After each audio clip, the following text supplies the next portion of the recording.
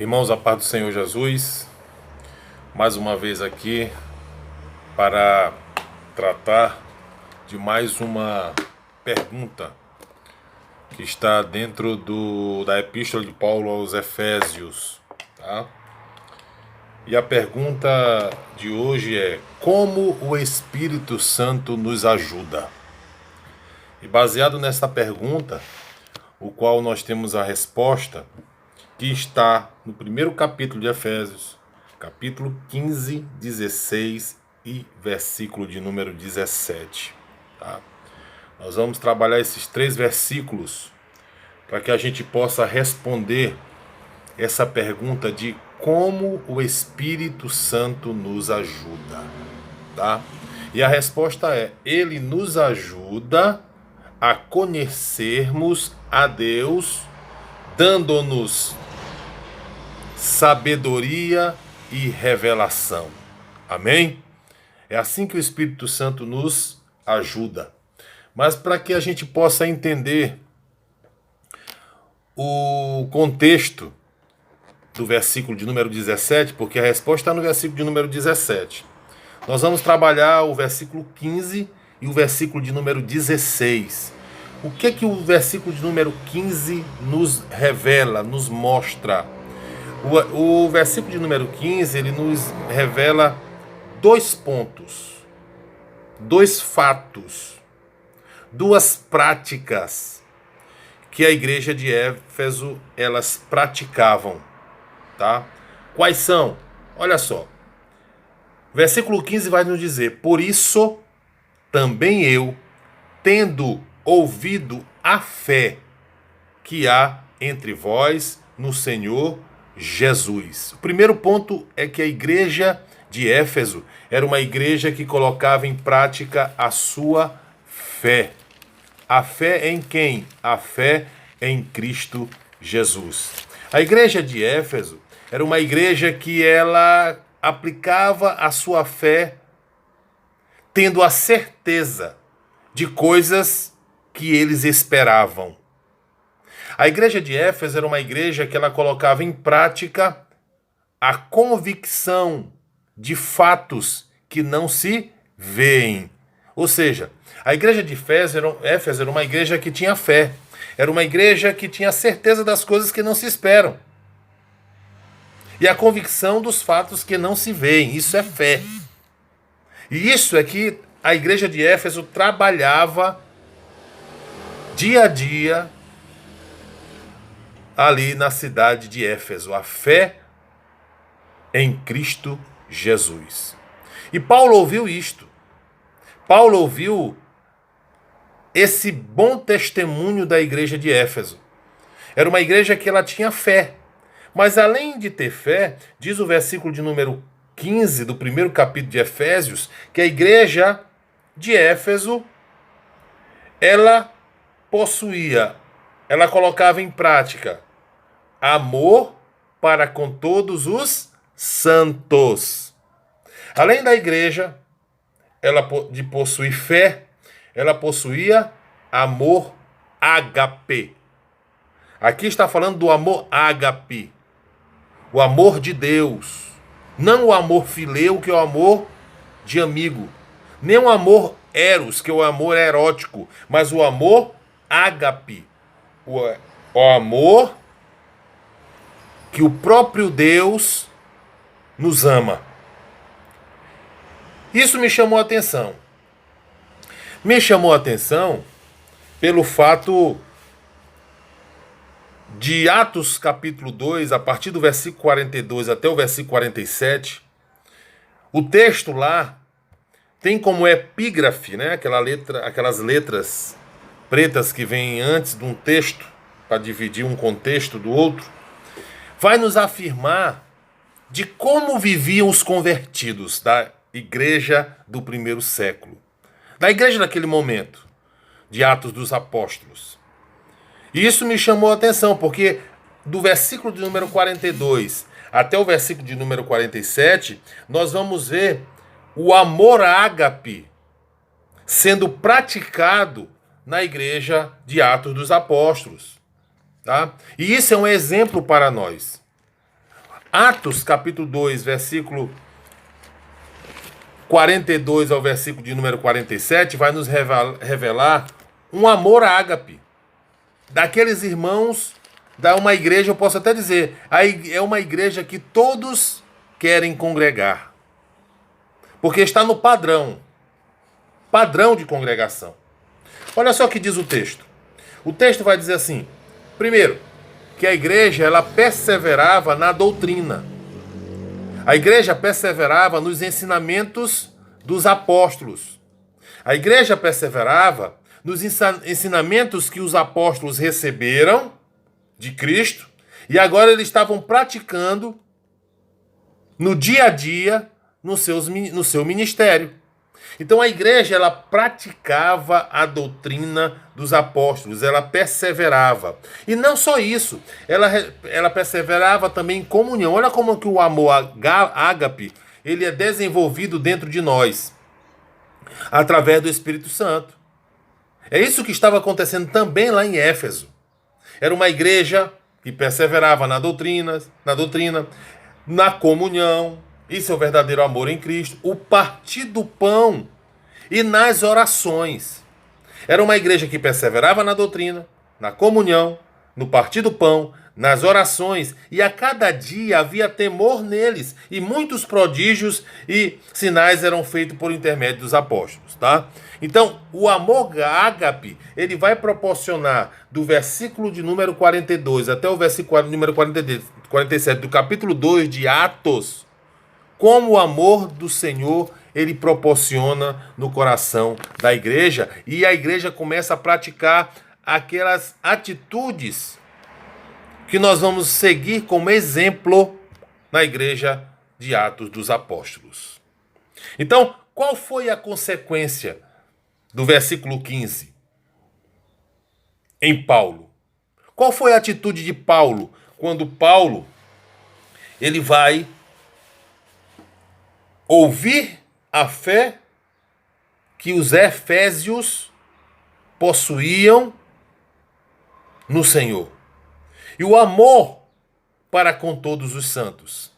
Aí Paulo, no versículo de número 16, ele vai trazer ao nosso entendimento que um líder, porque Paulo era líder, Paulo era o líder desta igreja.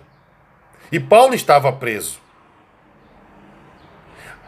Aí ele vai falar no versículo de número 16 que a consequência do versículo de número 15, o qual a igreja tinha fé e colocava em prática o amor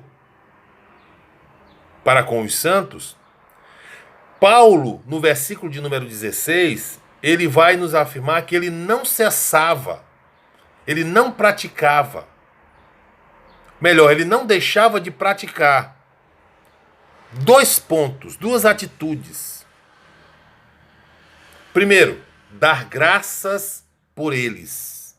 Paulo era agradecido pelo fato do Senhor proporcionar na igreja de Éfeso a fé e o amor. São os dois pilares fundamentais do cristianismo: fé e amor. E com isto, Paulo vai falar no versículo número 16 que ele não cessava de dar graças por eles, ser agradecido a Deus por eles. E Paulo vai entrar também num outro ponto, que além dele dar graças, ele era grato por isso, e pelo fato dele ser grato, ele podia, a única forma dele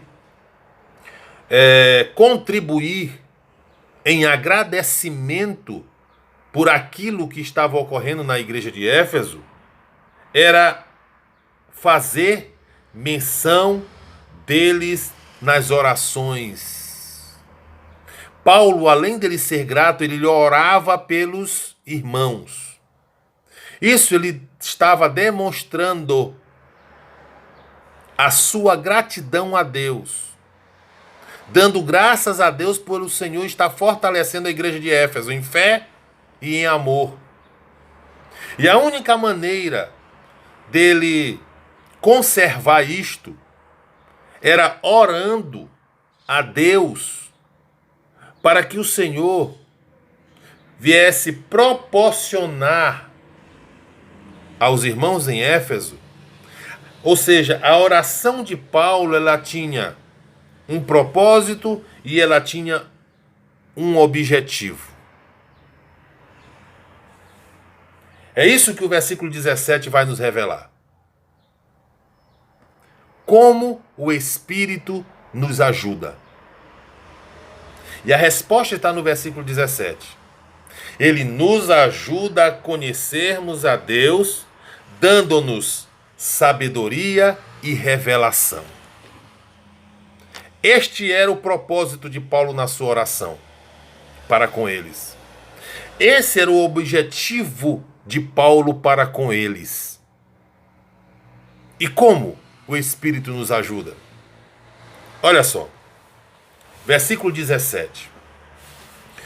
Paulo vai dizer assim, ó: para que o Deus de nosso Senhor Jesus Cristo, Pai da glória. Aí eu consigo enxergar aqui, que Deus é este de nosso Senhor Jesus Cristo? De que Deus Paulo estava falando? A isso, nós vamos nos transportar a um episódio que ocorreu lá em Marcos, no capítulo de número 12, a partir do versículo de número 28, diz o texto lá que um dos escribas se achegou aonde estava ocorrendo uma discussão. Estava ocorrendo um debate entre Jesus e alguns escribas. Aí diz o texto do versículo 28, que vendo como Jesus lhe houvera respondido bem, perguntou o escriba para Jesus: qual é o princípio de todos os mandamentos?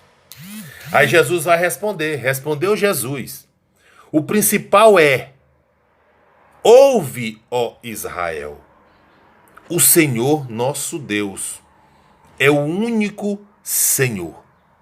Então, quando Paulo se refere ao Deus de nosso Senhor Jesus Cristo, o Pai da glória, ele está nos revelando, aqui no versículo de número 28 e 29 do capítulo 12, a referência lá de Deuteronômio capítulo 6, versículo 4, quando relata Deus como como único Deus. Mas o que me chamou a atenção sobre essa palavra sobre único, que está lá no hebraico, porque no hebraico a gente encontra duas palavras que faz a referência à palavra ou único.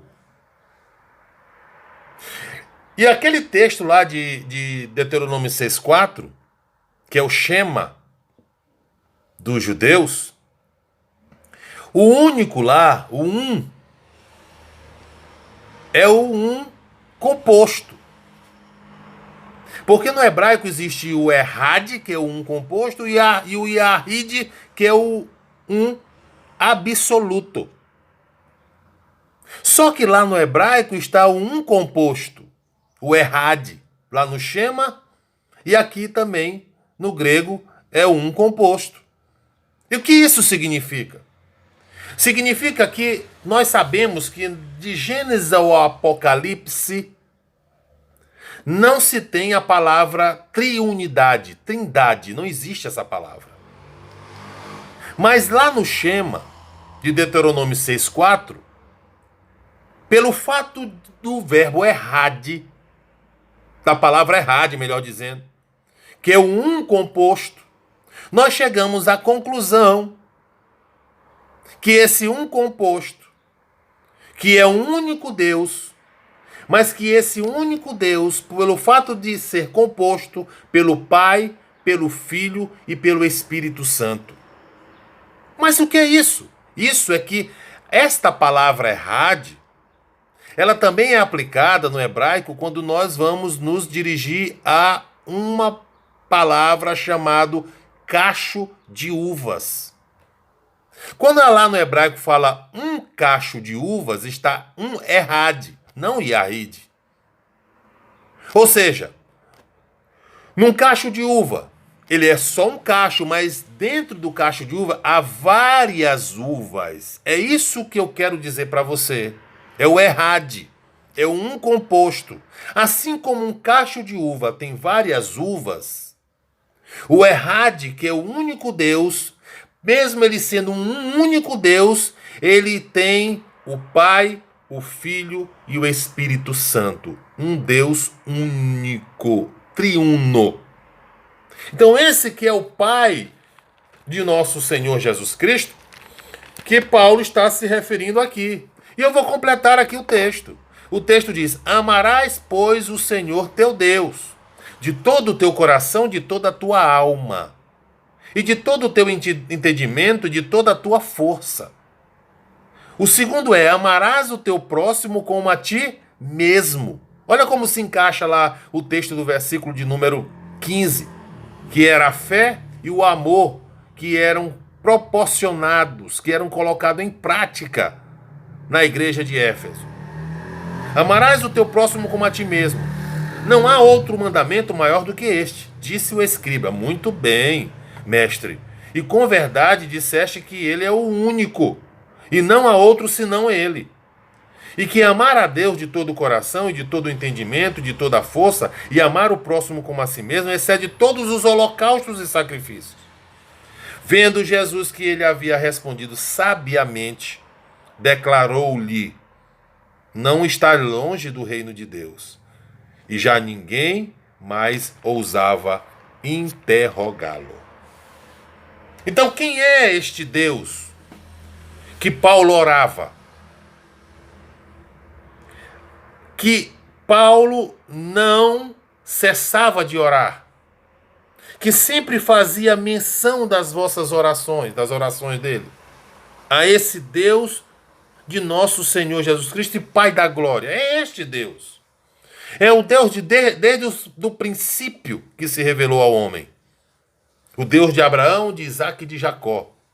O Deus que tirou o povo do Egito, conduziu pelo deserto, levantou uma grande nação, para que dessa grande nação surgisse da raiz de Jessé, o Salvador do mundo.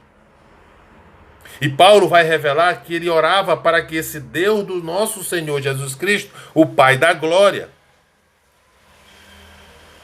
concedesse à igreja de Éfeso, aos irmãos que estavam lá em Éfeso, sabedoria e revelação. Este era o propósito do apóstolo Paulo em suas orações. Sabedoria e revelação no pleno conhecimento dele. Eu acho interessante, é a carta de Paulo aos Romanos. Porque a carta de Paulo aos Romanos, que vocês estão estudando com o pastor Ciclai, nas terças-feiras, hoje é o dia de culto, de ensino, Paulo ele vai fazer uma trajetória para revelar esta sabedoria, para revelar o pleno conhecimento dele. Porque a carta de Paulo aos Romanos vai nos revelar a justiça de Deus para com os judeus e para com os gentios. Porque todos pecaram e todos estão destituídos da glória de Deus. Todos estão afastados de Deus.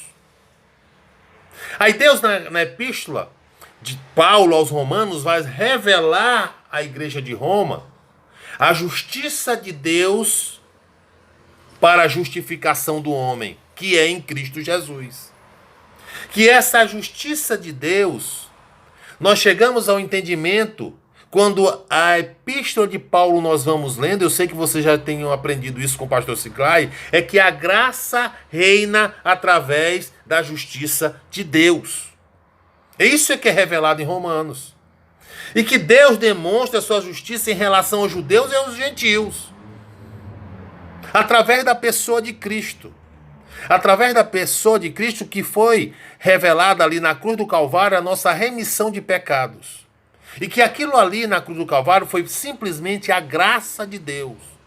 Porque o homem, quando ele se depara com a lei, ele vê que ele é incapaz de cumprir a lei. Porque não adianta você cumprir apenas um mandamento da lei e não cumprir os demais. A lei ela tem que ser cumprida por completo. Todos os mandamentos. Aí vem a graça de Deus. Aí depois que Paulo explana tudo isso em Romanos, ele vai escrever aos Romanos. No capítulo 11,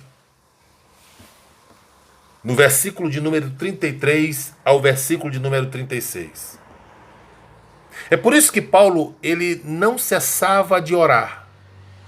Ele sempre fazia menção nas suas orações aos irmãos em Éfeso, para que o Deus de nosso Senhor Jesus Cristo, Pai da glória, desse a eles espírito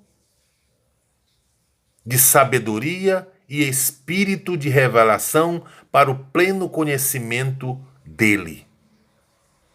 Aí Paulo, quando se depara com todo esse plano de salvação, em toda essa revelação, em toda essa sabedoria de Deus, ele vai escrever aos Romanos dizendo assim: ó profundidade da riqueza, tanto da sabedoria de Deus como do conhecimento de Deus. Quão insondáveis são os seus juízos, quão inescrutáveis os seus caminhos. Quem, pois, conheceu a mente do Senhor? Ou quem foi o seu conselheiro? Ou quem primeiro deu a ele para que ele venha a ser restituído? Porque dele, e por meio dele, e para ele são todas as coisas. A ele, pois, a glória eternamente. Amém. É isso que Paulo estava querendo, que o Espírito Santo ajudasse a igreja de Éfeso. É isso que o texto quer nos revelar nessa tarde. Como o Espírito nos ajuda. O Espírito, ele nos ajuda a conhecermos a Deus, dando-nos sabedoria e revelação. Eu gosto muito de um texto daqueles dois discípulos a caminho de Emaús. Essa revelação que nós temos hoje, porque foi nos dado espírito de sabedoria e espírito de revelação, só poderia ter acontecido